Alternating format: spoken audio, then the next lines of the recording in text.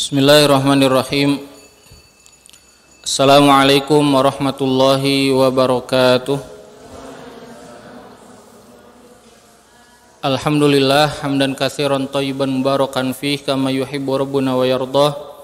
Wa sallallahu ala Muhammadin wa ala alihi wa ashabihi wa man tabi'ahum bi ihsanin ila yaumiddin. Asyhadu an la ilaha illallah wa asyhadu anna Muhammadan abduhu wa rasuluh. Allahumma la ilma lana illa ma 'allamtana innaka antal alimul hakim. Allahumma anfa'na bima 'allamtana wa 'allimna ma yanfa'una wa zidna ilman. Allahumma la sahla illa ma ja'altahu sahla wa anta taj'alul hazna idza syi'ta sahla. Ikhwan wal akhwat, a'azakumullah yang dirahmati Allah. Di sore hari ini kita akan lanjutkan pembahasan materi terkait akidah. Kita akan bahas masih rukun iman yang kelima dan nanti diakhiri dengan rukun iman yang keenam. Tentunya pembahasan yang disampaikan di sini ini adalah pembahasan ringkasan, ya. Pembahasan ringkasan karena materi akidah itu luas dan sangat banyak sekali yang perlu dipelajari. Tapi yang pokok-pokoknya sudah disampaikan insyaallah. Taib. Di kesempatan sore hari ini kita akan melanjutkan kemarin iman kepada yaumil akhir. Iman akan adanya yaumil akhir wajib harus memenuhi beberapa keimanan. Di antaranya adalah mengimani adanya tanda-tanda hari kiamat. Baik itu tanda hari kiamat yang kecil ataupun tanda hari kiamat yang besar. Yang kedua yaitu adalah mengimani adanya mati. Ada orang yang nggak percaya bakal mati, ada. Ya. Mengimani mati. Cukup nggak mengimani kita akan mati? Nggak cukup.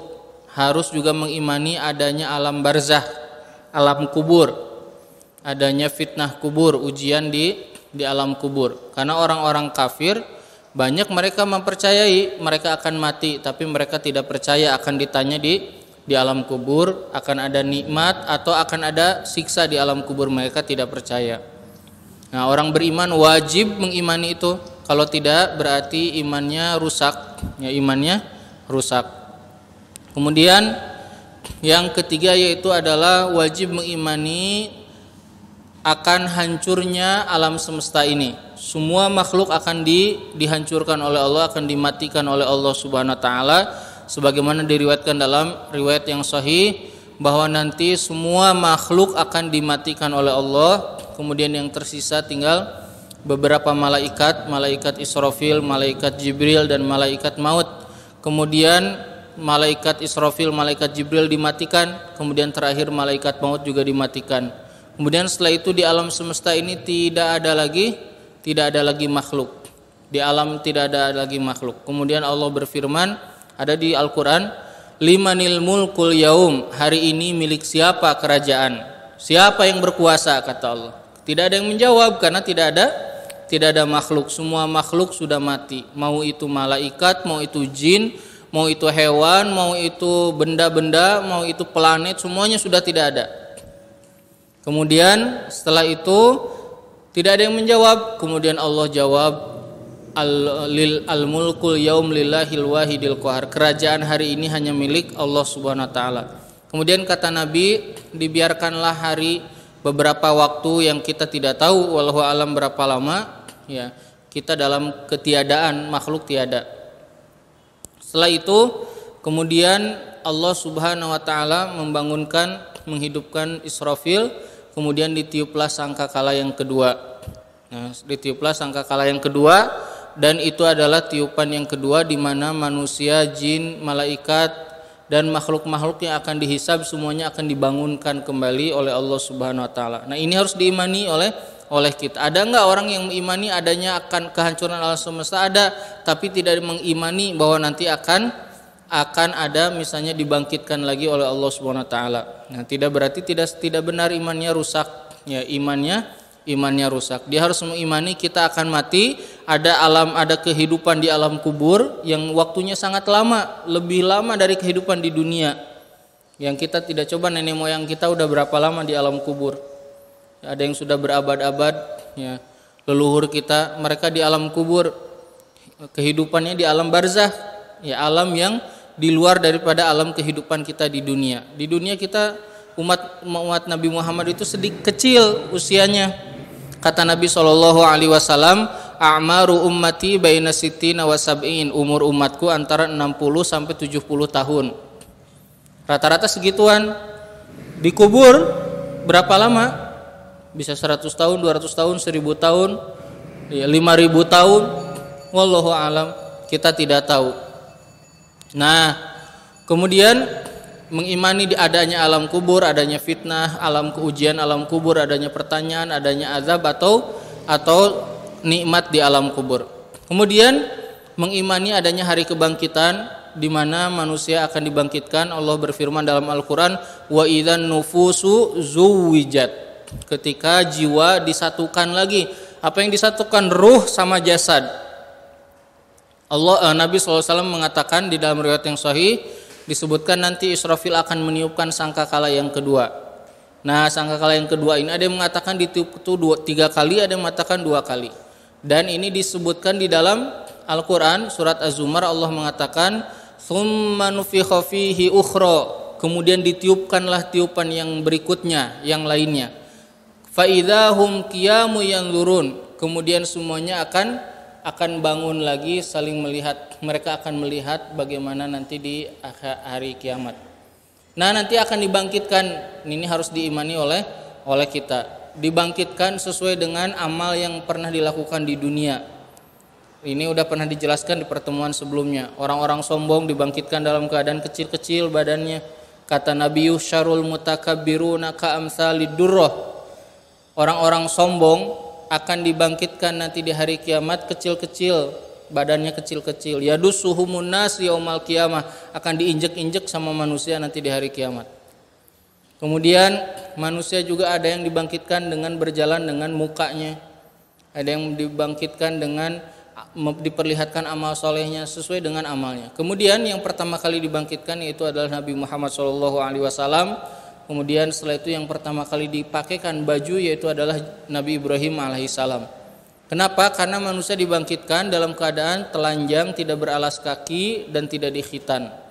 Dan semuanya ketakutan, semuanya memikirkan diri sendiri bagaimana nanti akan dihisab. Nah, ini proses ini ya terjadi ketika setelah ditiupkan sangkakala, Israfil mengatakan kepada ruh, wahai ruh masuk ke jasad masing-masing. Kemudian wahai tulang tumbuhlah, wahai daging tumbuhlah, wahai urat-urat bersatulah, maka jadilah manusia. Makanya manusia itu semuanya akan hancur kecuali apanya? Tulang ekor. Tulang ekor tuh kayak bibit tanaman itu muncul dari situ. Nah, begitu manusia juga nanti itu nggak akan hancur, ada terus. Nanti dari situlah muncul, setelah jadi masuklah ruh, hidup lagi. Ya, hidup lagi seperti semula dengan ciptaan yang Allah kehendaki sesuai dengan amal yang pernah dilakukannya. Nah, setelah itu ada yang namanya Yaumul Mahsyar, hari dikumpulkannya di padang mahsyar. Manusia akan ketakutan mencari syafaat kepada para nabi. Semuanya menolak, semuanya mengatakan nafsi sendiri-sendiri. Hari ini Allah marah besar, tidak bisa ditolong. Kami tidak bisa memberikan bantuan pertolongan. Allah tidak pernah marah seperti ini sebelum dan sesudahnya. Semuanya mencari para nabi, para rasul, dari mulai Nabi Adam, Nabi Nuh, Nabi Ibrahim, Nabi Musa, Nabi Isa, dan kemudian orang-orang pada datang kepada Nabi Muhammad. Nabi Muhammad SAW nantilah satu-satunya manusia di padang mahsyar yang menghadap ke hadapan Allah dan sujud di hadapan Allah. Kemudian kata Allah, ya Muhammad kum, wahai Muhammad bangunlah, mintalah akan aku beri. Kemudian Nabi Muhammad berdoa meminta agar diselamatkan umatnya. Kemudian setelah itu dibentangkanlah telaga namanya telaga Al-Kautsar. Telaga Al-Kautsar ini adanya di padang mahsyar. Adapun sungai Al-Kautsar adanya di surga. Nah, nanti ini jangan sampai salah keliru dalam memahami sesuatu. Allah mengatakan di surat Al-Kautsar, inna a'tainaka Al-Kautsar. Al-Kautsar ini ada hadis sahih menyebutkan salah satu sungai di surga. Ada hadis sahih lagi menyebutkan telaga di padang mahsyar. Mana yang sahih? Dua-duanya sahih. bahwa air di telaga itu nanti mengalir airnya dari sungai dari yang ada di surga. Dalam riwayat disebutkan telaga Al-Kautsar ini dia sangat luas sekali, seluas bumi, dan dia airnya bening, lebih bening daripada air yang ada di bumi. Kemudian dia itu airnya kalau diteguk satu tegukan maka tidak akan pernah kehausan selamanya. Jumlah gelas-gelasnya sebanyak bintang-bintang yang ada di alam semesta. Nah, nanti semua orang-orang muslim umatnya Nabi Muhammad disuruh masuk, karena tiap nabi dikasih Al-Kautsar, dikasih telaga, namun beda-beda nama telaganya. Nah, Nabi Muhammad umatnya disuruh masuk ke telaga Al-Kautsar. Tapi ada yang ditolak oleh para malaikat, nggak boleh masuk. Kata Nabi Muhammad, wahai malaikat, mereka umatku, biarkan masuk. Kemudian kata malaikat, wahai Rasulullah, engkau tidak tahu setelah engkau meninggal apa yang mereka lakukan. Mereka mengaku menjadi umatmu, padahal mereka tidak mencintaimu, tidak mengikutimu. Nah, ini menjadikan dalil bahwa nanti di hari kiamat akan ada saksi-saksi dari malaikat, kita ini benar ngikutin Nabi apa enggak, kita ini benar cinta kepada Rasul apa enggak. Ya, nanti akan terlihat bisa masuk ke telaga Al-Kautsar atau tidak. Ya, ada orang bilang saya mencintai Rasulullah, saya muslim, tapi dia tidak suka dengan orang-orang yang menjalankan sunnah-sunnah Rasul. Dia tidak suka dengan orang-orang yang kalau dia diajak untuk beribadah atau dilarang oleh Rasulullah dia tidak suka. Nah, ini tidak dibenarkan. Nah, kemudian setelah itu mulailah namanya Yaumul Hisab. Namanya adalah hari penghisaban. Dipanggillah manusia, nanti dibariskan. Berapa barisan? Hanya satu barisan manusia dari mulai zaman Nabi Adam sampai akhir zaman. Dari mana dalilnya? Di Al-Quran surat Al-Kahfi, wa uridu ala rabbika soffan laqad ji'tumuna kama khalaqnakum awwala marrah. Kata Allah, dan dibariskanlah manusia itu di hari kiamat nanti soffan, satu barisan. Ya, sebagaimana kami dulu menciptakan mereka dan datang ke dunia sendiri-sendiri. Ya, sendiri-sendiri. Jadi dibariskan satu barisan. Panjang enggak? Panjang. Kehidupan yang sangat lama. Maka para ulama mengatakan nanti di hari kiamat fisik manusia akan Allah lipat gandakan, kekuatannya berlipat-lipat. Kenapa? Karena akan berdiri terus lama. Enggak ada kegiatan.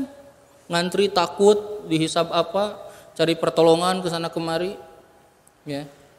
Nanti disuruh dipanggil nanti semua untuk ngantri. Ya, antrian yang sangat panjang. Maka Allah mengatakan di Al-Qur'an fi yaumin, waktunya adalah satu hari, miqdaruhu khamsina alfasana, kadarnya ukurannya sama seperti 50.000 tahun. Jadi kalau ada orang menggadaikan urusan akhirat untuk urusan dunia yang enggak seberapa, rugi. Ya, gara-gara nyari duit, ya kemudian dia meninggalkan sholat, duitnya dapatnya cuma berapa rupiah, sholatnya dia tinggalkan, celaka nanti di hari kiamat. Ya, padahal dia 50.000 tahun. Wah, berat. Ini 50.000 tahun bagi siapa? Bagi mereka orang-orang yang akan dihisab dengan hisab yang sangat berat. Tapi kata Nabi, bagi orang beriman yang dekat dengan Allah, yang bertakwa, orang-orang soleh, kata Nabi, nanti di hari kiamat mereka akan dihisab, waktunya sangat pendek seperti zuhur ke asar. Nah, beda enggak? 50.000 tahun dengan zuhur ke asar jauh sekali. Ya, jauh sekali. Nah, maka oleh karena itu orang mukmin mengimani tentang urusan hari akhirat itu wajib agar dia mempersiapkan dirinya untuk hari tersebut. Ada orang yang melupakan urusan akhirat, udah nggak ke masjid, nggak sholat, kalau Ramadan nggak saum. Kenapa saya sibuk nyari dunia? Dunianya nggak punya apa-apa, biasa-biasa aja. Ya, biasa-biasa aja. Orang paling kaya sekarang di dunia nggak ada yang sekayanya Nabi Sulaiman, nggak ada yang sekaya Korun. Biasa-biasa aja. Rugi sekali dunianya, nggak dapat apa-apa. Ada orang nggak Jumatan, kenapa nggak Jumatan? Ini ada deadline. Nggak Jumatan ada deadline, kamu dapat apa? Ini dikasih 2 juta. Menggadaikan akhirat itu yang ya, dikiranya rezeki itu datang dari manusia, rezeki datangnya dari mana? Dari Allah. Allah bilang di surat Az-Zariyat, wa fis samaa'i rizqukum wa ma tu'adun, dan di langitlah rezeki kalian. Bukan di dunia, di langit rezeki kalian kata Allah. Di dunia itu kita hanya ikhtiar mencari keberkahan rezeki, rezekinya mintanya ke Allah, ya, ada dari langit. Banyak orang yang menggadaikan rugi sekali gitu. Pas lihat kehidupannya biasa aja. Ya, maksudnya, oh alhamdulillah punya mobil. Ya, mobil cuma satu, mobil biasa aja. Ya, kalau mobilnya punya 5.000 mobil gitu ya, atau 1 juta mobil, ya, rumahnya mungkin punya 5 juta rumah gitu. Dia mungkin ya itu gede lah. Tapi itu juga masih kecil, jauh daripada orang-orang dahulu, Nabi Sulaiman, Qorun yang jahatnya. Orang kaya hari ini paling kaya apa ya? Paling kaya. Ya ini tidak sekaya orang-orang dahulu. Dulu Dzulqarnain, tahu Dzulqarnain itu? Dia mengelilingi bumi timur dan baratnya. Dia menguasai timur dan baratnya bumi. Ya, sekarang nggak ada penguasa timur dan barat bumi. Sekarang orang mau menguasai 1 RT aja bisa bacok-bacokan. Ya, naudzubillah. Nah, jadi ini perlu kita imani. Setelah itu kata Nabi, wasyamsu tadnu, matahari akan mendekat. Faya'rikunas, manusia berkeringat sesuai dengan dosanya. Ada yang keringatnya menutupi mata kakinya, terus ngucur saking beratnya. Kemudian ada yang keringatnya menutupi betisnya, menutupi perutnya, ada yang menutupi telinganya. Nah, adapun orang-orang beriman, kata Nabi, nanti amal solehnya akan menjadi syafaat. Di antaranya contoh, kata Nabi, di antaranya adalah para sahabat Al-Quran. Nanti dimulai dengan Al-Baqarah dan Ali Imran. Ka'annahuma ghamamatan, kata Nabi, kedua surat ini nanti akan menyerupai awan. Mencari sahabatnya, siapa yang suka baca, yang suka belajar surat Al-Baqarah, Ali Imran, dinaungi di atasnya. Jadi teu panas, batu rumah berkeringat, ieu mah teu panas naungi. Atau kata Nabi seperti burung, dua-duanya mengepakkan sayapnya di atas, menyelimuti di atas kepala sahabat-sahabatnya ini. Yang lain enggak, ya ini dinaungi. Ada juga dalam hadis lain kata Nabi, sab'atun yudhilluhumullahu fi dhillin yauma la dhilla illa dhillu. Ada 7 golongan yang Allah naungi nanti di hari kiamat, di hari tidak ada naungan kecuali naungan dari Allah. Siapa saja? Di antaranya adalah syabun nasya'a fi ibadatillah. Di antaranya adalah para pemuda yang tumbuh dalam ketaatan kepada Allah. Ya, makanya kata dalam hadis disebutkan, ya'jabu rabbuna min syabin, ya, Allah itu kagum dengan para pemuda yang mereka tidak punya kebiasaan seperti pemuda di zamannya. Makanya orang-orang, kata Nabi dalam riwayat lain, orang yang memegang Al-Quran, memegang agama itu seperti orang yang menggenggam bara api. Bara api kalau digini panas nggak? Panas. Orang yang memegang agama itu panas, megang ini tuh di akhir zaman itu. Kenapa? Ya aneh. Ya, dicemooh, ngumpul-ngumpul ngaji, banyak musuhnya, banyak yang nggak suka. Kok anak muda kok nongkrongnya ngobrolin masjid, kok nongkrongnya ngobrolin Al-Quran. Ya, wah berat. Ada akhwat berjilbab diomongin. Ya, ada akhwat tilawah, aneh. Ada orang nggak suka musik, tutup telinga dikomentari. Ya. Wah, pendidikannya salah. Orang seperti megang bara api, kata Nabi. Kaqabid alal jamar. Wah, panas, berat gitu di akhir zaman ini, berat. Nah, nanti dinaungi itu para pemuda. Di antaranya lagi kata Nabi SAW, yaitu adalah imamun adilun, pemimpin yang adil. Mereka yang akan dinaungi nanti di hari kiamat. Pemimpin itu ada 3 macam. 2 masuk neraka, 1 masuk surga. Atau hakim juga sama, ya. Hakim itu ada 3 macam. Hakim pertama yang dia mengadili, menghukumi, memimpin, ya, yang masuk neraka nih, yang dia ini tanpa ilmu, dengan ilmu dia tahu mana yang benar, mana yang salah, tapi dia menentukannya yang salah, dia neraka. Yang kedua yaitu adalah dia tidak punya ilmu, menentukannya tanpa ilmu masuk neraka. Yang ketiga adalah yang punya ilmu dan dia menentukan sesuatunya, menetapkan, menghakimi sesuatu adalah dengan kebenaran, maka dia masuk surga. Kemudian yang ketiga kata Nabi SAW yaitu adalah rajulun mu'allaqun qalbuhu bil masajid, seseorang yang hatinya terikat sama masjid, senang sama masjid teh.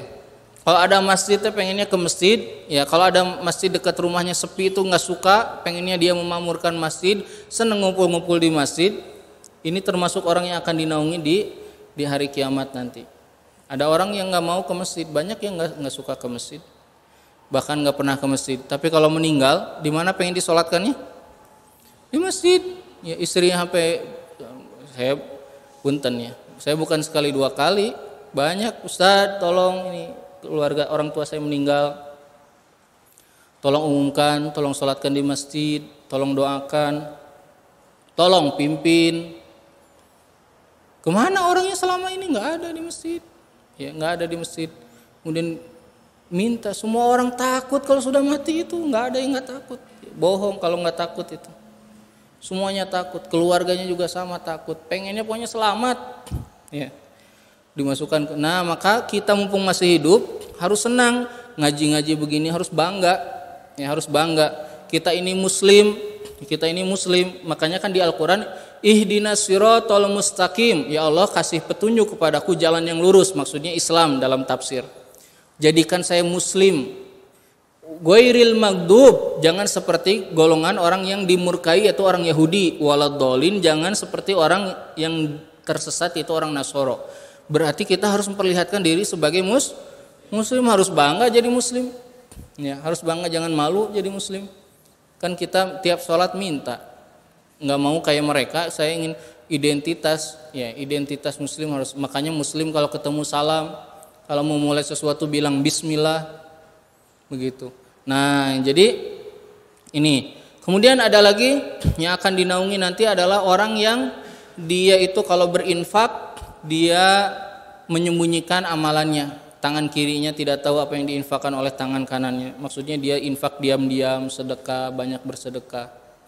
Kemudian yang keenam yaitu adalah orang-orang yang berkumpul, ya berkumpul saling mencintai karena Allah, ketemunya karena Allah, pisahnya karena Allah.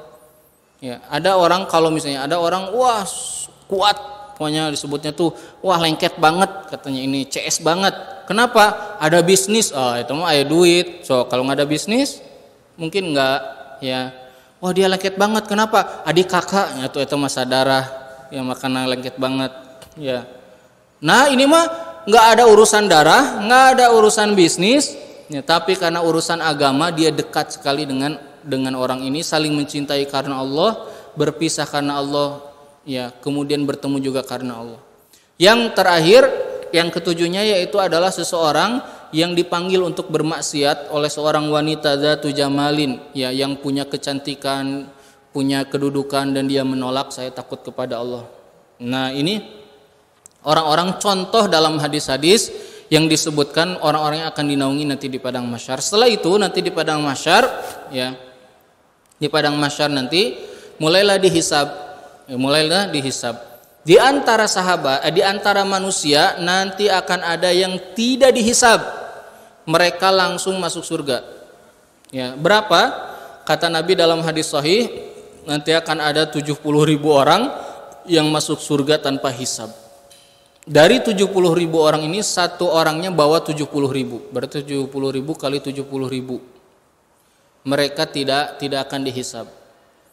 Nah yang lainnya mereka akan dihisab. Nabi kemudian mengatakan siapa yang dihisab pasti celaka. Kemudian sahabat bilang, wahai Rasulullah bukankah semua kita dihisab?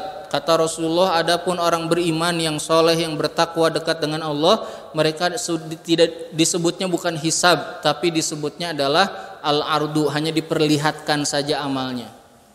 Adapun yang dihisab mereka pasti akan berat. Ditanya satu-satu, ya. Nanti tiap perkara akan dipertanggungjawabkan, kemudian nanti akan dipanggil saksi-saksinya. Makanya kata Nabi dalam hadis sahih, nanti atadruna manil muflis, kata Nabi, tahu nggak kalian orang bangkrut itu siapa? Kata sahabat, oh yang bangkrut dagang wahai Rasulullah. Bukan, kata Nabi, yang bangkrut itu adalah orang yang nanti di hari kiamat bawa pahala, kemudian banyak orang yang menuntut dia dihisab, kamu pernah zalim tuh sama si A, kamu pernah memfitnah si B, kamu pernah hasud ke si C, kamu pernah menggibah si D, kamu pernah, banyak sekali, semuanya pada datang. Kemudian ini pahalanya diambilin ke situ, dibagi-bagi. Sampai habis pahalanya, orang yang menuntutnya masih banyak. Kemudian kata malaikat, wahai Allah, sudah habis pahalanya. Kemudian kata Allah, dosa orang yang itu dikasihkan ke orang yang dituntut ini. Nah, ini orang bangkrut. Nah, berarti kalau kita mengimani hadis-hadis begini, berarti kita harus hati-hati di dunia ini, hati-hati muamalah, hati-hati berinteraksi, ya, hati-hati urusan apa? Lisan. Ya, urusan lisan, kalau sekarang mungkin jari, ya sering itu di handphone bergerak. Nah, ini harus hati-hati. Lisan itu jangan sembarangan mengeluarkan perkataan kalau dia tidak tahu itu benar atau tidak benar, bermanfaat atau tidak bermanfaat. Dan yang paling banyak diuji urusan ini siapa? Kaum wanita. Ya, hati-hati ya kaum wanita.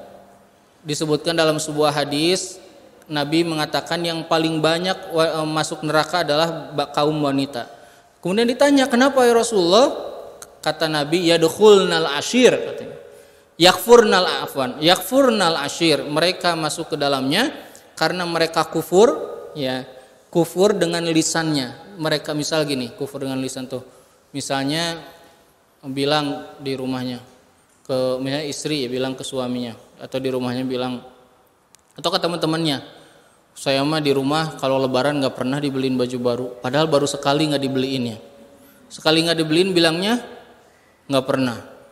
Ya, kemudian misalnya orang lain makan enak dibawa ke restoran enak, terus dia bilang, saya mah boro-boro dibawa ke restoran enak yang kayak gini, padahal baru sekali aja nggak diajaknya, padahal sebelum-sebelumnya pernah. Ini lisan ini ngeri, ya, bisa memasukkan kita ke neraka. Asal bicara memfitnah orang, lihat di medsos tuh, semua orang komen. Saya suka heran, nge-forward, semua orang forward. Ada berita apa kemarin tuh, saya lihat kemarin tuh di grup. Nanti malam, akunnya tuh pakai akun seorang ustadz terkenal. Nanti malam ada malam kesekian, jam sekian, maka kalau sholat begini-begini dengan zikir begini, dia pasti akan diampuni dosanya. Maksud, tahu nggak itu beritanya? Hoax oleh ustadznya sendiri, dibilang ini saya nggak, oleh timnya saya nggak pernah ini ada ini. Terus sebar-sebarin. Ya, kalau diamalin dosa itu ngalir terus. Orang satu orang ngirim ke sini ngirim. Dari sini itu dikirim, misalnya ada yang bacanya 10 orang ngirim, dosa tuh dari 10 ngirim ke 10 tempat nerima 10 sabara 100 ngirim lagi, wah dosa itu, dosa jariah. Ya, hati-hati urusan lisan, apa ngirim sesuatu di media sosial. Ya, kata Nabi, yakfurnal ashir, ya, yakfurnal ashir. Misalnya gini, suami, ya, tiba-tiba misalnya hari itu dia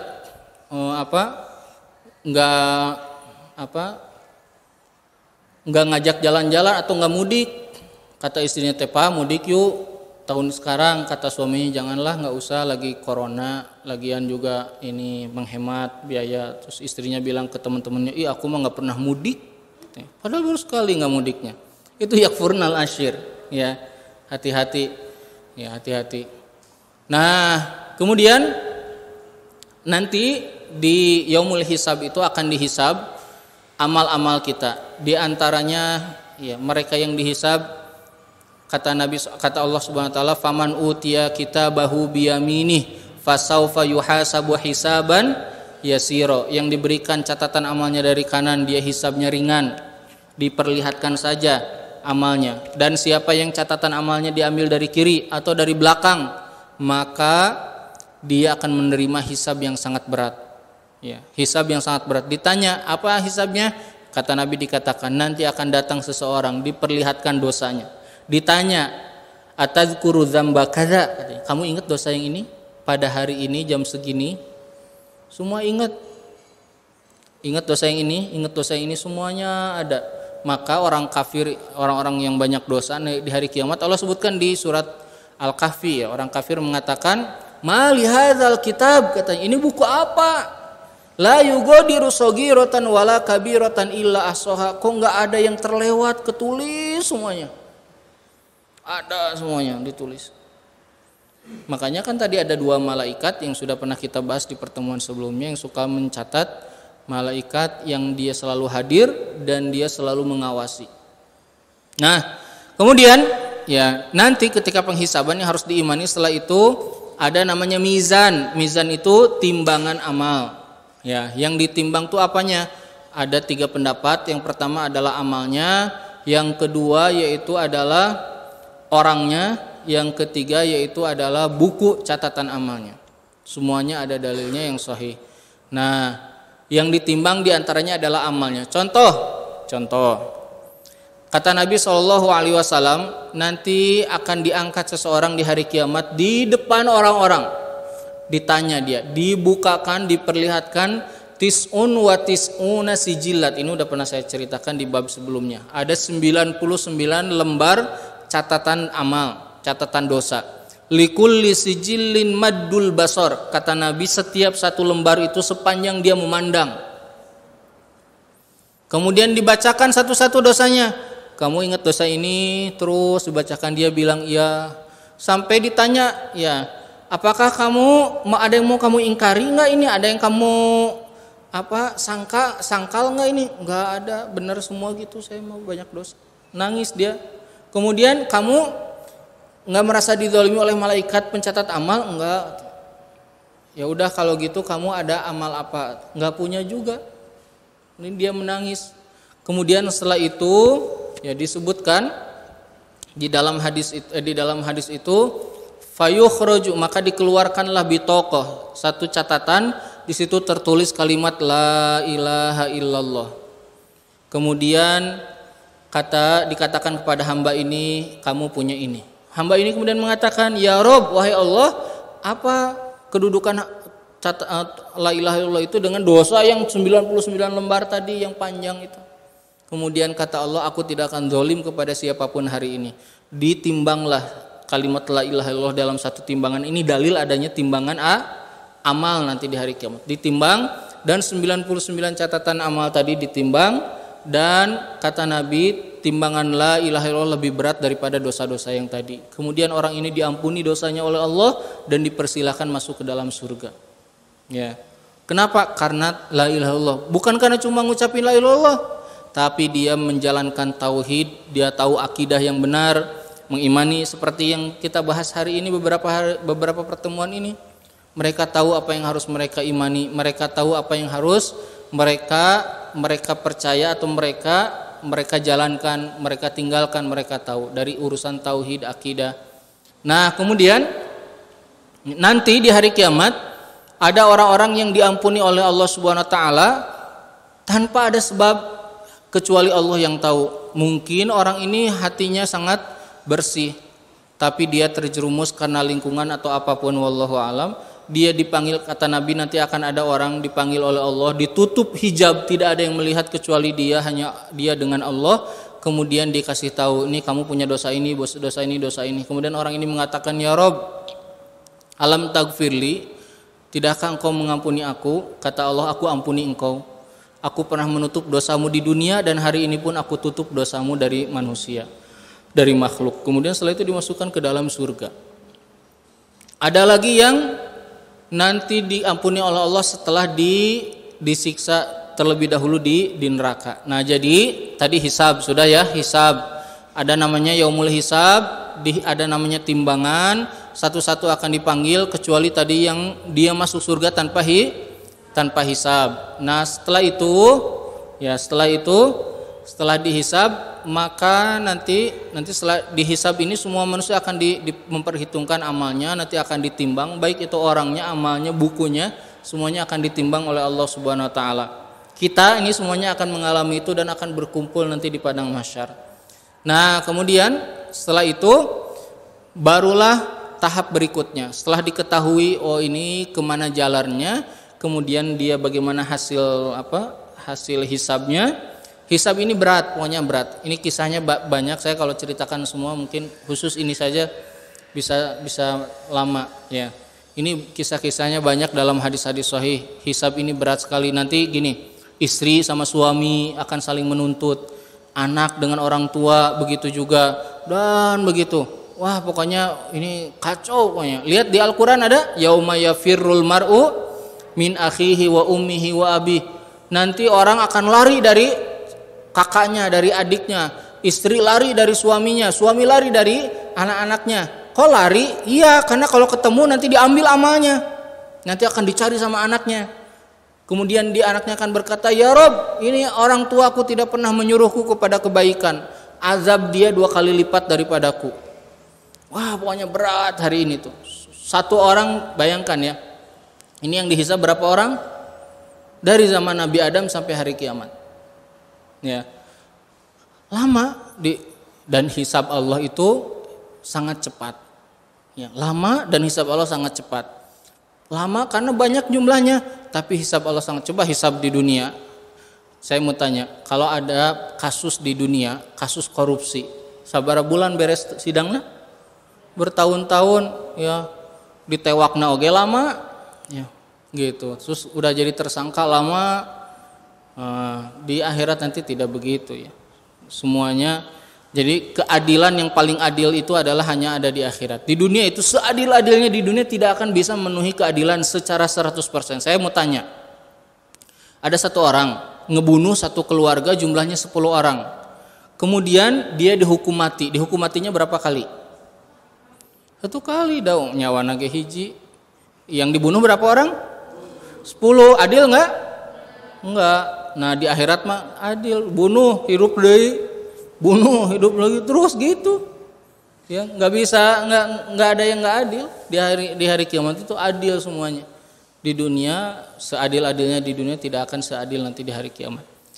Kemudian makanya ini ya, naudzubillah, kalau orang-orang hari ini banyak yang nggak takut dengan hari penghisaban. Banyak orang yang ngeri gitu ya, apalagi urusan-urusan pemerintahan, jabatan dan lain-lain.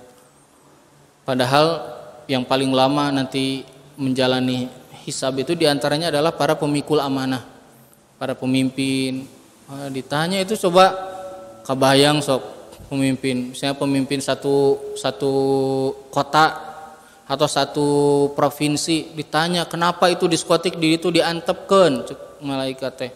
Kenapa yang ini ditandatangan tah jadi itu tempat perzinahan. Kenapa yang ini? Wah, habis kenapa di sana tuh ada fakir miskin enggak pernah wah, lama, Bang. Naudzubillah. Terus orang-orang seneng, ya seneng dapat jabatan, ya seneng. Anggota dewan sama, ya dihisab setiap dia menentukan tok, ya undang-undang apa, naudzubillah. Tapi dunia itu memang melalaikan. Kalau udah dunia di genggaman tuh lupa, ya. Kalau dunia udah dimasuk di hati itu lupa dengan urusan akhirat. Kemudian setelah dihisab ada yang namanya ada namanya sirat. Nah, ini harus diimani. Berikutnya, sirat adalah jembatan. Dalam hadis sahih disebutkan Bukhari, Muslim dan yang lainnya, sirat adalah jembatan yang akan dilalui oleh setiap manusia nanti di hari kiamat. Dia itu sangat tipis sekali, kecil, disebutkan ya lebih tipis daripada rambut dan seterusnya. Dia sangat tajam, lebih tajam daripada pedang.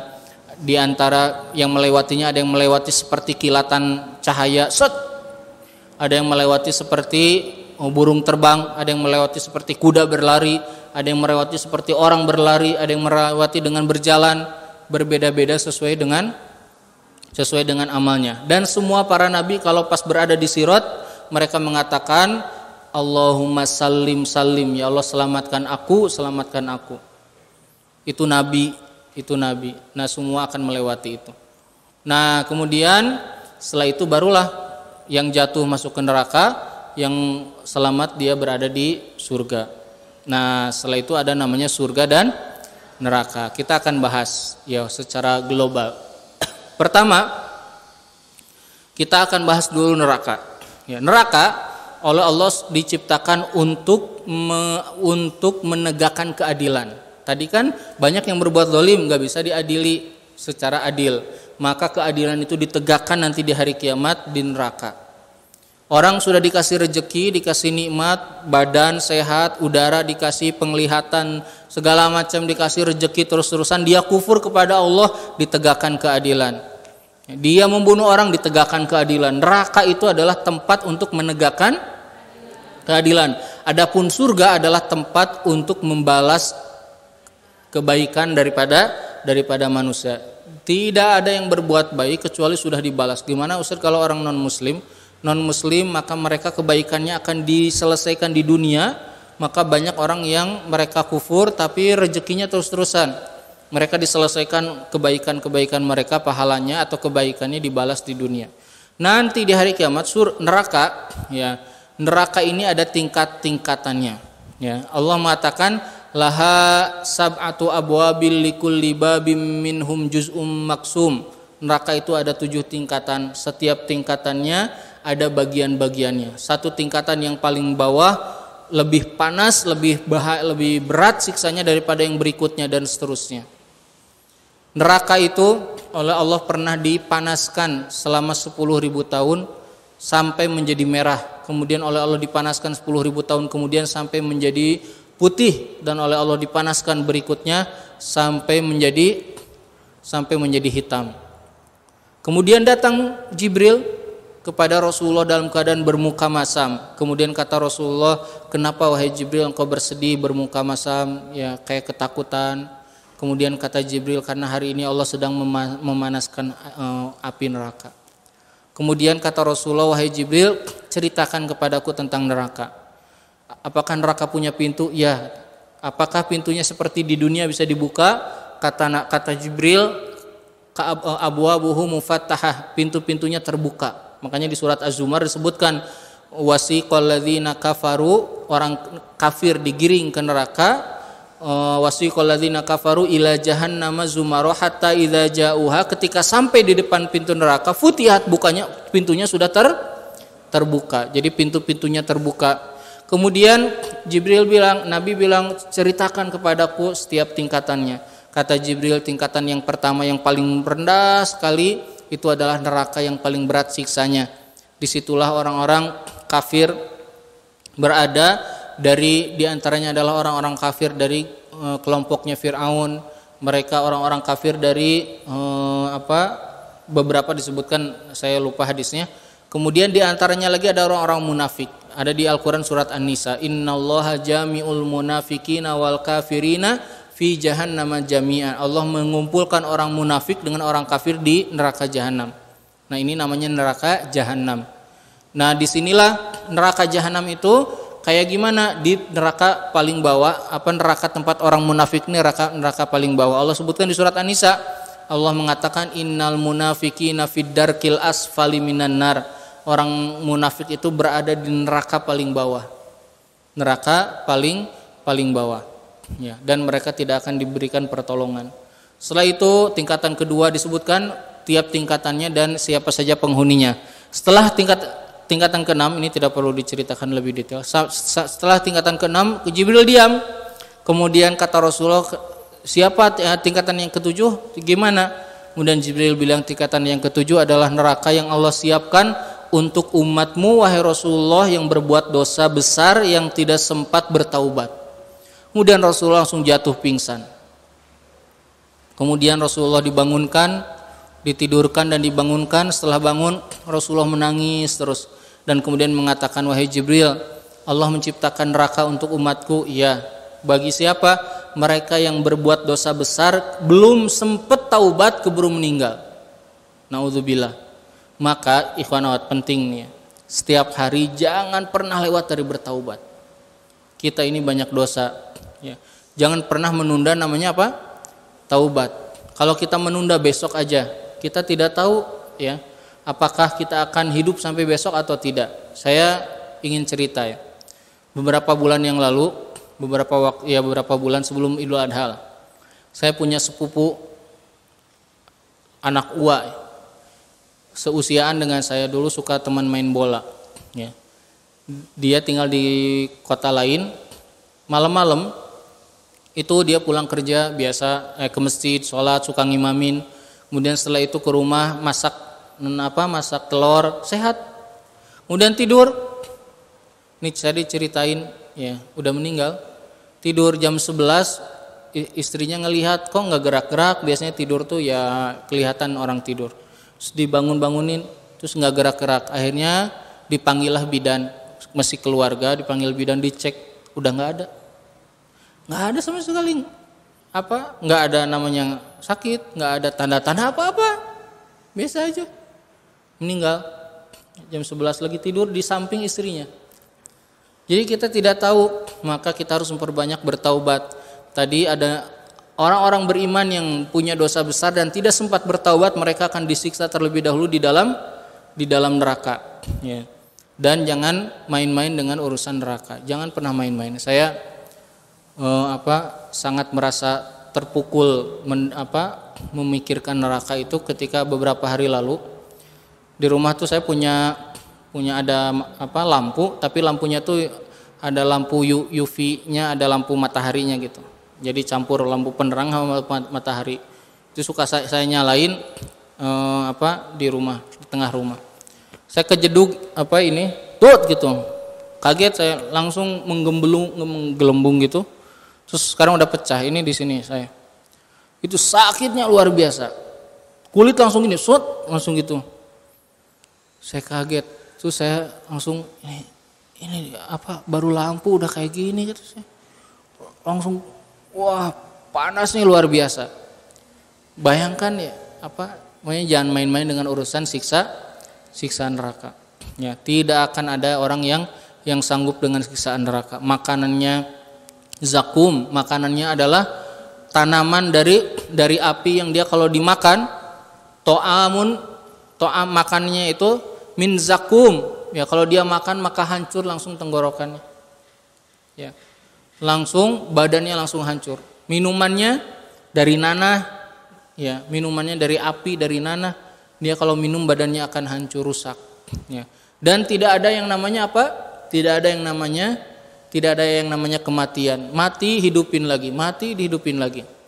Allah sebutkan di Al-Qur'an, kata Allah, kullama nadijat juluduhum baddalnahum juludan ghairaha liyadzuqul azab. Kata Allah di Al-Qur'an, setiap kulitnya matang, hancur, kami ganti dengan kulit yang baru. Terus begitu sampai kapan? Kata Allah, terus kami ganti liyadzuqul azab, untuk merasakan azab Allah Subhanahu wa taala. Ini dan siksa sesuai dengan dosa-dosa yang pernah dilakukan. Nabi dalam sebuah hadis sahih pernah mengatakan, aku pernah suatu hari dibangunkan oleh Mikail dan Jibril. Kemudian diajak, ayo ikut. Kemudian kata Nabi, aku melihat ke sebuah tempat yang sangat mengerikan sekali, tempat neraka. Kemudian kata Nabi, aku melihat ada seorang laki-laki ditidurkan. Di atasnya ada seseorang yang sangat besar memegang batu yang sangat besar. Kemudian batu ini dilepas, kemudian terkena ke mukanya, langsung hancur. Otaknya semuanya langsung hancur. Kemudian diambil, kemudian oleh Allah diciptakan lagi. Kemudian kata Rasulullah, aku bertanya ke Jibril, wahai Jibril, itu siapa? Itu siapa? Kata Jibril, ayo kita lanjut. Jibril nggak jawab. Lanjut. Kemudian dilanjut lagi. Kata Nabi, aku melihat ada seseorang, dia berenang-renang di kolam yang panas dan merah seperti darah. Setiap dia mau ke pinggir, di pinggirnya sudah ada malaikat-malaikat yang memegang batu, dilempar dengan batu ke tengah lagi dia. Terus begitu. Kemudian kata Rasulullah, wahai Jibril, itu siapa? Kemudian kata Jibril, ayo lanjut lagi. Kemudian kata Rasulullah SAW, aku kemudian melihat seorang wanita yang sedang dipanggang di atas pemanggangan. Kemudian setelah itu ayo jalan lagi. Kemudian kata Rasulullah, aku melihat seseorang yang ditusuk dengan besi mulutnya sampai ke belakang. Kemudian setelah itu kata Rasulullah SAW, aku kemudian bertemu dengan seseorang yang wajahnya sangat seram sekali. Kemudian aku bertanya, wahai Jibril, siapa ini? Kata Jibril, ayo terus. Sampailah aku masuk ke sebuah tempat, kata Rasulullah, tempatnya berbeda dengan sebelumnya, tempatnya sangat indah. Aku mendengar suara anak-anak sedang bermain, kemudian aku melihat seorang lelaki yang sangat bagus mukanya dan dia duduk. Kemudian aku bertanya, wahai Jibril, siapa itu? Kata Jibril, wahai Rasulullah, sekarang aku akan kata Rasulullah, nanti aku akan lanjutkan lagi. Kemudian dilanjutkan lagi, kemudian Rasulullah melihat bangunan yang sangat bagus sekali yang tidak pernah terlihat di dunia, seindah itu yang tidak pernah ada di dunia. Kemudian kata Rasulullah, Jibril, itu bangunan siapa? Kata Jibril, wahai Rasulullah, sekarang aku akan jawab. Yang pertama, orang yang tadi ditidurkan oleh para malaikat dan kemudian dijatuhkan batu di atas kepalanya sampai kepalanya hancur, mereka adalah orang-orang yang suka meninggalkan sholat. Bayangkan, orang meninggalkan sholat karena dunia. Dunia apa dunia? Dapat apa gitu? Dunia. Kenapa nggak sholat? Ya saya biar bisa dapat bonus mobil. Apa bonus mobil? Besok mati sudah mobilnya jadi warisan, istrinya nikah lagi. Udah. Apa yang orang banyak yang main-main dengan urusan akhirat. Ya. Kemudian kata Jibril, wahai Rasulullah, adapun orang yang tadi berenang-renang di kolam yang penuh dengan darah dan dia dilempari dari pinggir-pinggirnya, mereka adalah orang-orang yang suka memakan harta riba ketika di dunia. Ini hati-hati, ya. Orang pelaku riba, pemakannya, penulisnya, saksinya, semuanya mereka kena laknat dari Allah Subhanahu wa taala. Maka Allah mengatakan, apa kata Allah? Barang siapa yang menghalalkan riba, fa'zanu biharbim minallah. Kasih tahu pengumuman ke mereka, perang sama Allah. Mereka menganggap enteng urusan riba karena riba ini menghancurkan kehidupan muamalah manusia di dunia. Sekarang dibawa oleh orang-orang kapitalis, orang-orang liberal, ya. Kitanya tergantung dengan ketergantungan dengan urusan riba.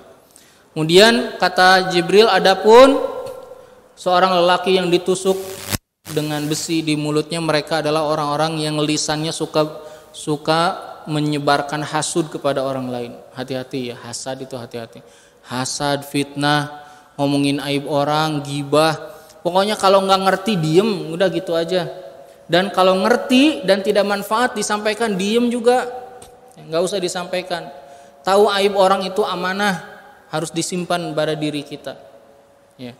Kemudian setelah itu kata Nabi, adapun wanita yang dipanggang itu mereka adalah para pezina. Kemudian kata Nabi, adapun lelaki seseorang yang sangat besar dan mengerikan itu adalah malaikat Malik, penjaga neraka. Adapun kata Jibril, adapun rumah yang kau lihat di surga itu adalah rumahmu nanti di surga. Adapun lelaki yang indah itu, yang ganteng itu, yang cakap itu adalah Nabi Ibrahim alaihissalam. Nah ini kisah-kisah gini hadisnya banyak sekali di Bukhari, Muslim dan kitab-kitab yang lainnya tentang neraka. Jadi neraka ya adalah tempat yang sudah Allah tetapkan. Kita harus mengimani neraka itu ada, tempat untuk menegakkan keadilan, dan neraka itu oleh Allah Subhanahu wa taala disiapkan ya untuk orang-orang yang kufur kepada Allah dan membalas segala keburukan untuk menegakkan keadilan apa yang pernah dilakukan di dunia. Yang tidak bisa dibayangkan kesulitannya dan beratnya azab di neraka nanti. Nah, kemudian setelah itu yang kedua ya, yaitu adalah surga. Adapun orang-orang beriman, mereka akan berada di surga Allah Subhanahu wa taala. Nah, apa yang harus diimani? Pertama gini, ini penting. Semua orang beriman yang mengucapkan asyhadu alla ilaha illallah wa asyhadu anna muhammadar rasulullah semuanya akan masuk surga. Ini akidah Ahlussunnah wal Jamaah, harus diimani. Mereka masuk neraka enggak? Itu dosanya dilihat. Tapi semua yang beriman semuanya kembalinya akan kemana? Ke surga. Makanya ada hadis-hadis, dalam diantaranya hadis nanti akan ada orang yang terakhir masuk ke dalam surga. Itu orang beriman, disiksanya lama di neraka, terakhir masuk surganya. Ya, terakhir masuk surganya. Kata Nabi, nanti akan ada manusia yang terakhir diangkat dari neraka. Karena nanti itu Rasulullah diperbolehkan untuk memberikan syafaat kepada orang-orang beriman yang masuk ke dalam neraka, diambilin masuk ke dalam surga. Mereka yang diazab terlebih dahulu di neraka. Nah, di antaranya ada yang diangkat oleh Allah terakhir kali masuk ke dalam surga. Dia jalan di atas sirat, kemudian hampir jatuh, kemudian dia jalan sampai selamat. Setelah selamat dia melihat pohon indah, ada airnya, kemudian duduk di situ. Kemudian dia setelah itu dia menengok setelah itu dia bilang dikatakan kepada orang ini, "Wahai hamba, ya kamu mau duduk di situ atau mau aku beri yang lebih baik dari itu?" kata Allah. Kemudian kata hamba ini udah cukup ya Allah, ya udah lama disiksa, pengen itu aja sudah. Kemudian kata Nabi, manusia itu tergesa-gesa, katanya nggak sabar. Ketika dia istirahat minum air di situ, dia nengok ke belakang, ternyata ada pohon lebih luas lagi, lebih besar lagi, tamannya lebih bagus, airnya lebih banyak. Kemudian orang ini bilang, "Ya Rob, boleh yang itu buat aku?" katanya. Kemudian kata Allah, "Mau nggak yang dikasih yang lebih baik dari itu?" "Nggak usah, itu aja cukup," katanya. Terus nanti dia ke situ. Kemudian setelah itu dia istirahat di situ. Kemudian kata Allah, "Wahai hamba," kata Allah, "mau nggak engkau dimasukkan ke dalam surga?" Kata hamba ini, "Ya Allah, apakah masih ada tempat bagiku di surga?"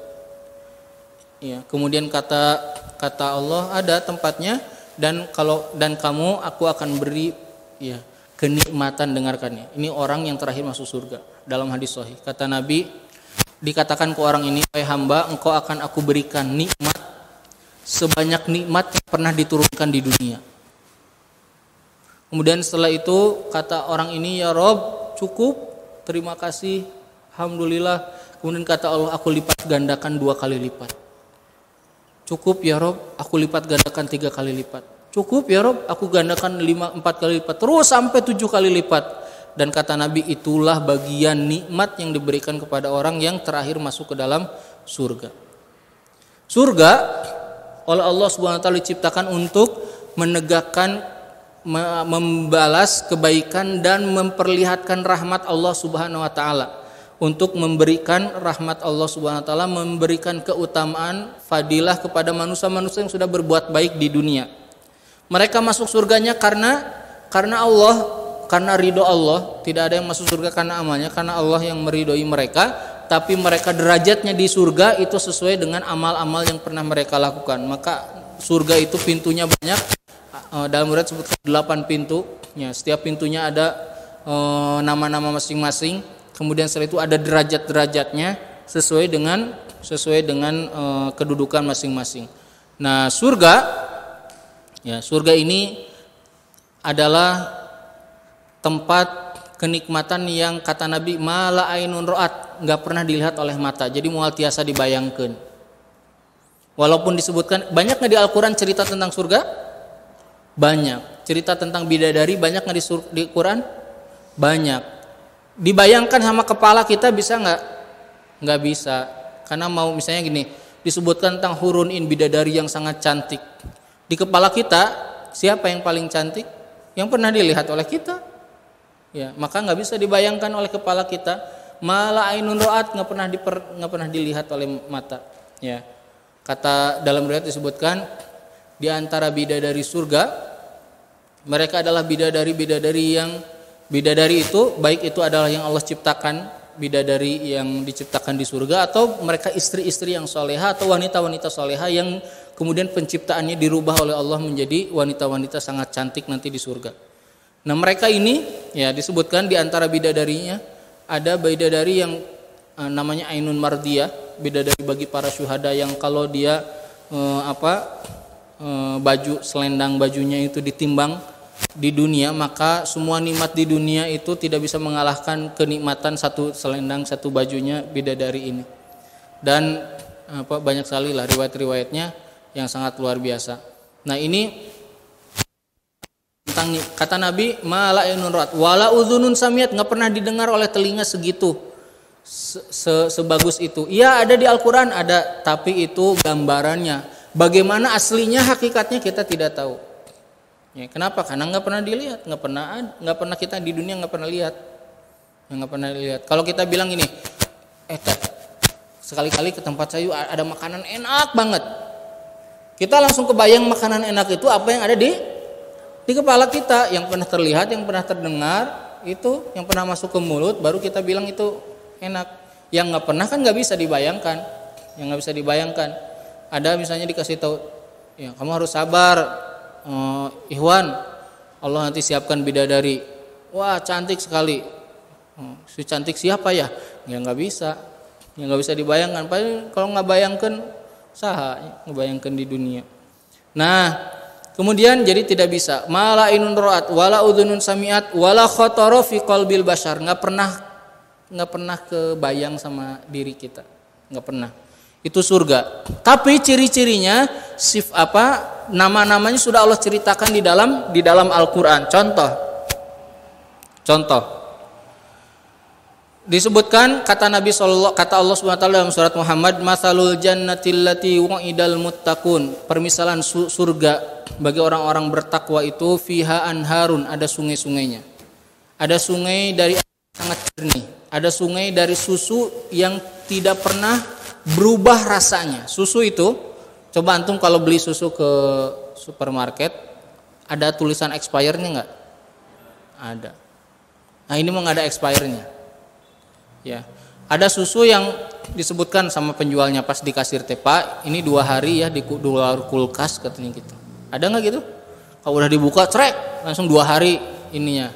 Nanti berubah baunya. Nah, nanti itu kata Allah, "Min labanin lam yataghayyar ta'muhu." Susunya dari sungainya dari susu yang tidak pernah berubah bau rasanya. Kemudian ada wa min khamrin lazzatil lisyaribin, dan ada susu dari khamr, dari arak yang enak diminum. Kemudian ada susu dari madu yang sangat jernih, bening. Kemudian di antara kisah-kisah tentang surga ini oleh Allah Subhanahu wa taala disiapkan bagi orang-orang beriman, bagi orang-orang yang bertauhid, orang yang meninggal dalam keadaan bertauhid, mereka pasti akan masuk surga.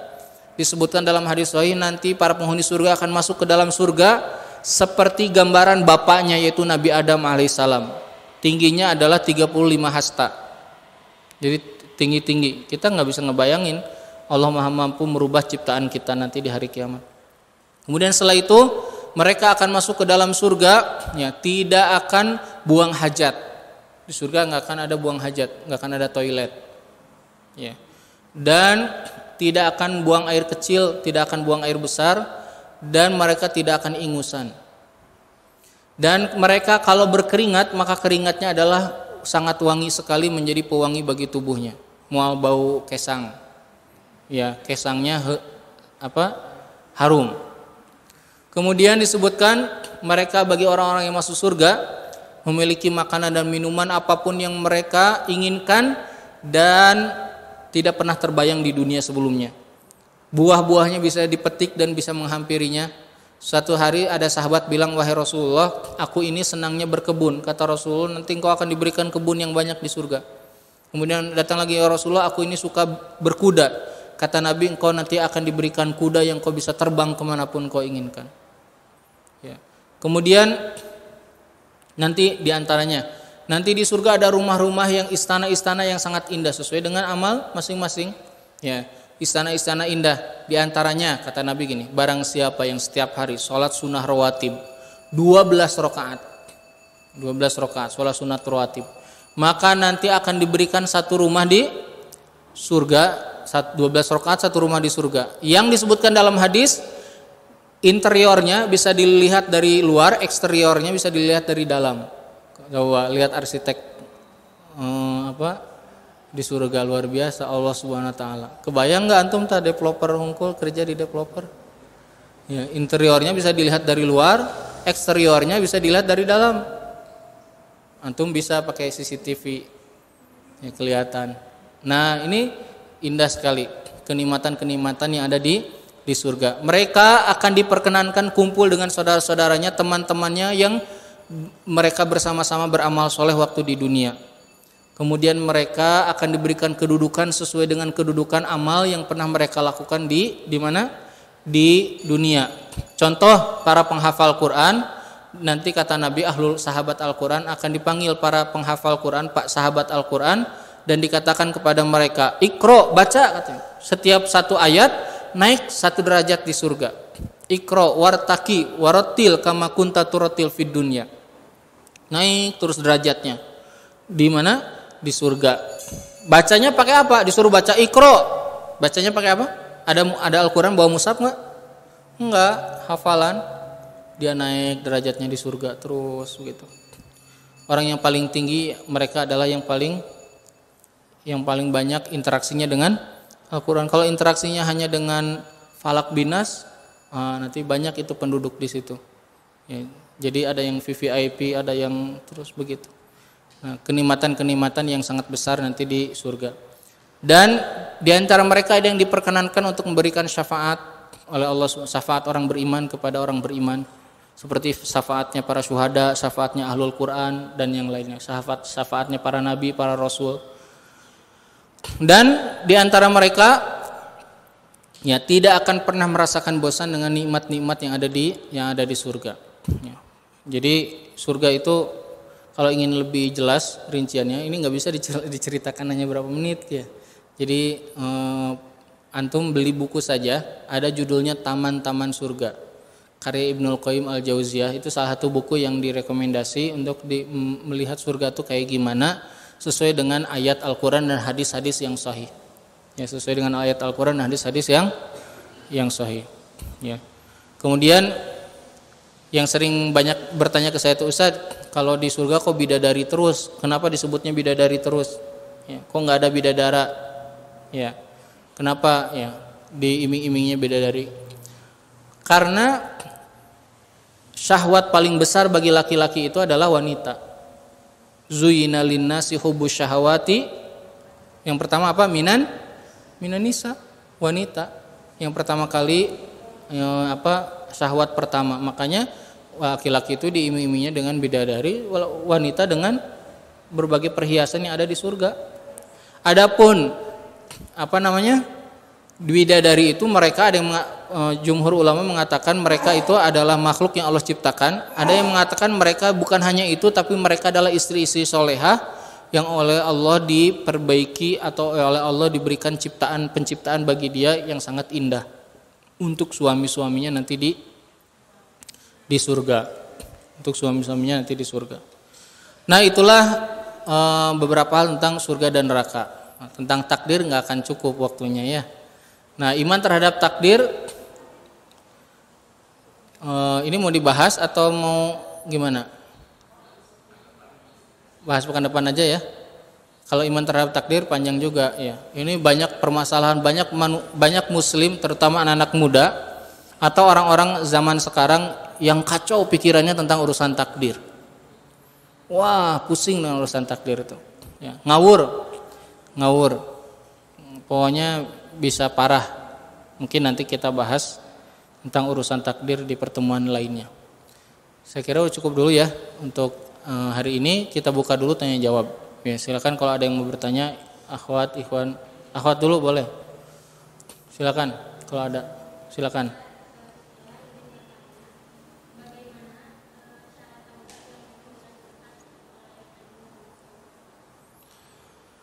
Ya, taubat itu pertama ya diucapkan dengan beristighfar atau dengan mengatakan ya Allah aku bertaubat, Allahumma inni atubu ilaik, ya pakai bahasa Arab, pakai bahasa Indonesia tidak apa-apa, atau ditambah dengan istighfar. Bertaubat dan beristighfar ini pertama dengan lisan. Kemudian kedua saya jelaskan dulu poin-poinnya. Yang kedua dia harus berazam untuk menghentikan perbuatan dosanya. Saya akan berazam, saya nggak akan ngulang lagi. Gimana kalau dia lemah kemudian terulang, imannya lemah terulang lagi, gitu lagi dia harus cepat-cepat bertaubat. Yang ketiga yaitu adalah dengan menyesali, saya sudah berbuat begini, menyesal. Ada orang berbuat dosa nggak menyesal, ya. Nah dia harus menyesal. Yang keempat yaitu adalah dengan meyakini dengan mengganti perbuatan dosanya dengan amal-amal kebaikan, amal soleh. Karena amal baik itu bisa menghapus kesalahan-kesalahan. Nah sekarang yang dengan lisannya gimana caranya? Setiap hari beristighfar, mengucapkan aku bertaubat atau aku memohon ampunan kepada Allah. Nabi Muhammad SAW itu setiap hari beristighfar lebih daripada 70 kali sampai 100 kali. Rasulullah manusia yang sudah dijamin masuk surga, ya. Manusia yang diampuni dosa-dosanya dan paling tinggi derajatnya di surga. Rasulullah meminta ampunan setiap hari sampai 100 kali. Maka antum ya ikhwan akhwat, setiap habis sholat, ya mau itu subuh atau sholat apa aja, tiap hari pokoknya minimal sekali. Tiap habis sholat ada waktu di mana kita beristighfar minimal 100 kali, minimal 100 kali. Ya, minimal 100 kali. Tahu nggak? Ketika Nabi bilang aku setiap hari beristighfar kepada Allah lebih dari 70 kali, diriwayatkan Abu Hurairah setelah itu setiap hari beristighfar sampai 1.500 kali setiap hari. Kita ini dosanya beda dengan dosa orang-orang soleh zaman dahulu. Diriwayatkan orang dahulu tuh dosa tuh bisa dihitung. Kalau kita nggak bisa dihitung, kita ini banyak sekali dosanya. Ya, siang, malam, pagi, sore, terus banyak dosa tiap hari. Nah, maka istighfar 100 kali, ya, beristighfar setiap hari 100 kali itu nggak lama, ya, hanya berapa menit, 2 menit selesai. Ya, hanya astagfirullah, astagfirullah, astagfirullah, astagfirullah. 100 kali itu sama dengan zikir subhanallah, alhamdulillah, subhanallah 33 kali, alhamdulillah 33 kali, takbir 33 kali, sama kayak gitu. Kan itu 99 tambah 1. Ya. Kemudian diantaranya lagi adalah menjalankan zikir-zikir yang bisa menghapus dosa. Contoh diantaranya adalah zikir setiap habis sholat. Kalau habis sholat ucapkan tadi zikir-zikir yang kalau antum tidak lagi dalam keadaan buru-buru, ya, lagi biasa santai maksudnya, ya zikir aja habis sholat, zikir, nggak usah kemana-mana, zikir dulu. Nah, itu cara bertaubat kepada Allah. Dan harus memperbanyak amal soleh, ya, harus memperbanyak amal soleh. Gitu ya. Baik, ada lagi pertanyaan, akhwat atau ikhwan? Silakan. Ya.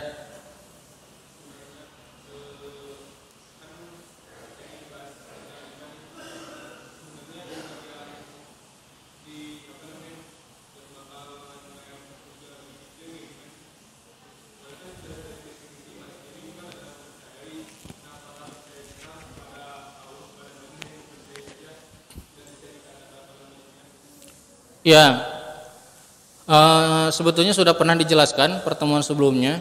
Jadi mereka adalah orang yang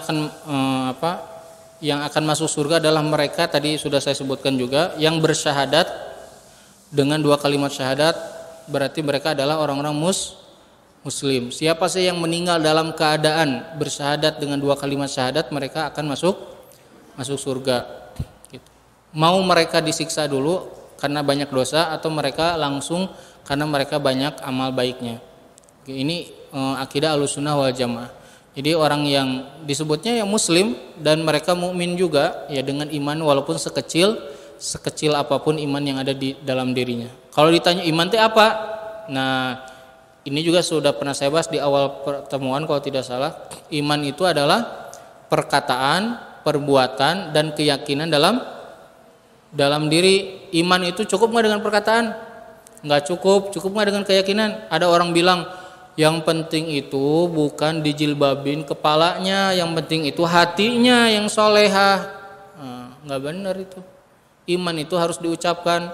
Ada orang, kamu kok nggak sholat? Saya mah yang penting takut sama Allah. Muslim bukan? Bukan. Kata Nabi, al-farqu yang membedakan kami dengan orang kafir adalah orang yang meninggalkan sholat. Adalah sholat. Siapa yang meninggalkannya, maka dia telah kufur. Nah, cukup nggak orang bilang, saya mah yang penting ingat Allah, saya mah udah ingat, duduk juga, nggak perlu sholat. Penting nggak? Bisa nggak gitu? Nggak bisa. Jadi iman itu adalah diucapkan dengan lisan, diyakini dengan hati, diucapkan dengan lisan, dan dilakukan dengan anggota badan. Ya, nggak cukup kita ini hanya meyakini saja. Itu namanya iman. Jadi ada orang bilang banyak ya hari ini tuh ngaku-ngaku muslim, ngaku-ngaku beriman, tapi hatinya itu tidak soleh. Yang penting itu kan hati. Mabok juga nggak apa-apa. Nah, ini orang gendeng, ya. Iman itu nggak cukup dengan hati, harus terlihat dengan lisan. Dia harus ngucapin perkataan yang baik. Ya, kalau ngomong-ngomongnya kasar-kasar, ngomongnya yang membuat kekufuran, nah ini mukmin atau bukan, ya. Jadi iman itu diperlihatkan dengan hati, dengan lisan diucapkan. Ada yang, Pak kok nggak pernah baca Quran? Saya mah Quran mah yang penting ada di kepala, ada di hati. Gimana Quran ada di kepala, di hati? Nggak bisa, ya. Gimana? Coba tanya, gimana maksudnya kepala, di hati? Dan nggak bisa. Ngerti nggak sih Al-Quran? Apa isinya? Nggak tahu juga. Kenapa nggak pernah dibaca? Dibaca pakai apa? Pakai lisan. Ya, dibaca makanya baca Al-Quran itu kan harus dengan lisan. Makanya baca Al-Quran ada namanya makhraj, ya. Sekarang saya mau tanya ke akhwat di sini atau ikhwan, ada yang belajar tahsin nggak, tajwid? Ada. Sekarang saya mau tanya, kalau baca Al-Quran di hati, gimana cara membedakan so sama do sama lo? Gimana cara membedakannya? Nggak bisa, ya. Gimana? Dalam hati bisa nggak? Nggak bisa, dan nggak dikeluarkan. Ya, itu harus diucapkan.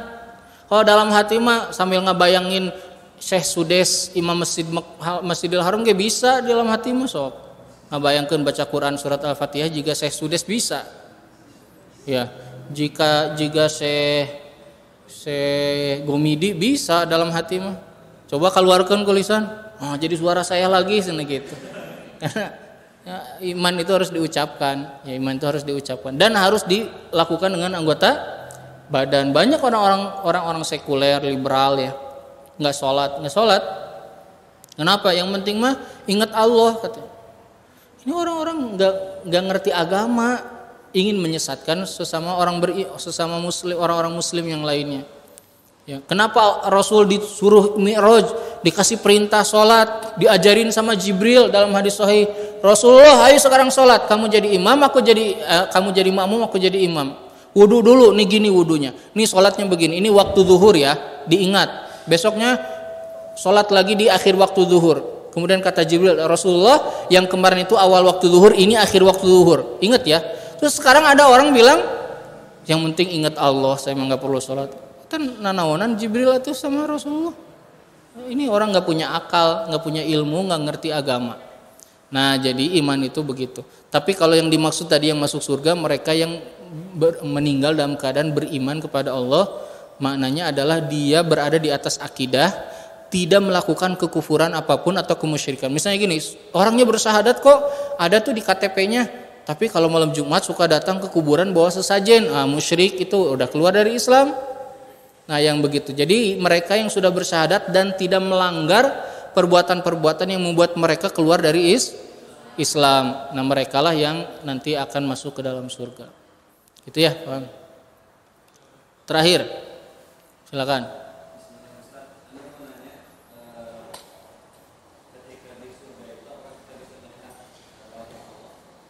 Nah, ini penting, ya. Apakah Allah bisa dilihat di surga? Pendapat ahlu sunnah wal jamaah sesuai dengan ayat Al-Quran dan hadis Nabi SAW, Allah bisa dilihat oleh orang-orang beriman. Dalilnya di surat Al-Quran Allah berfirman, wujuhu yawma idzin nadhirah ila rabbiha nadhirah. Wajah-wajah mereka bercahaya dan mereka kepada Allah bisa melihat. Dalam hadis sahih diriwayatkan nanti akan ditanya semua penghuni surga, wahai penghuni surga, apakah kalian sudah merasakan nikmat Allah? Sudah. Mau nggak dikasih lebih dari itu? Kemudian semuanya mengatakan, ya Rob, emang ada yang lebih nikmat dari ini. Kemudian dibukakanlah hijab. Kemudian diperlihatkanlah Allah Subhanahu wa taala. Kemudian semuanya sujud dan menangis di hadapan Allah Subhanahu wa taala. Ini nikmat yang paling besar. Bertemu, melihat pencipta kita. Ya, ada di Al-Quran dan hadis. Ya, kalau ada yang mengatakan Allah tidak bisa dilihat, ya, misalnya karena disebutkan di dalam Al-Quran, Nabi Musa bilang, ya Allah, ya hari ini anzur ilaik, perlihatkan aku ingin lihat engkau. Kata Allah, qala lan taroni, engkau tidak bisa melihat aku, sama sekali tidak bisa melihat aku. Kata para mufasir, itu maksudnya Nabi Musa diberitahukan di dunia Allah tidak bisa dilihat, dan di akhirat Allah tidak bisa dilihat oleh orang kafir, penghuni neraka. Adapun di surga kemudian di surat Qaf Allah mengatakan penghuni surga itu Allah akan berikan segala nikmatnya. Di ayatnya disebutkan waziyadah dan ada tambahan. Para mufasir mengatakan tambahan ini maksudnya adalah tambahan nikmat yang paling besar yaitu melihat Allah Subhanahu wa taala.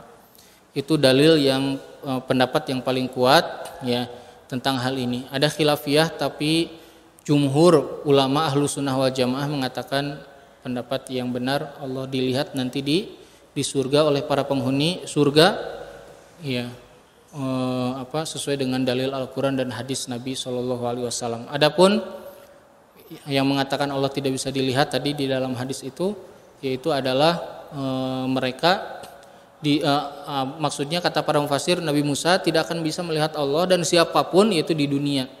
Ada juga yang bilang Allah nggak bisa dilihat karena dikatakan innahum kanu gimana ayatnya ar-rabbihim yauma idzin lamahjubun. Ada di Al-Qur'an summa innahum lasalul jahim, mereka tuh terhijab dari Allah. Maksudnya terhijab bagi orang siapa? Orang-orang penghuni neraka, orang beriman tidak. Nah, itu pendapat yang paling benar. Baik, mungkin sampai sini dulu ya untuk kajian kita di hari ini. Insya Allah berarti ada satu kali lagi. Berarti nanti permasalahan takdirnya akan kita lebih luas ya pembahasannya. Insya Allah karena memang panjang tentang takdir. Insya Allah nanti kita akan bahas pertemuan berikutnya.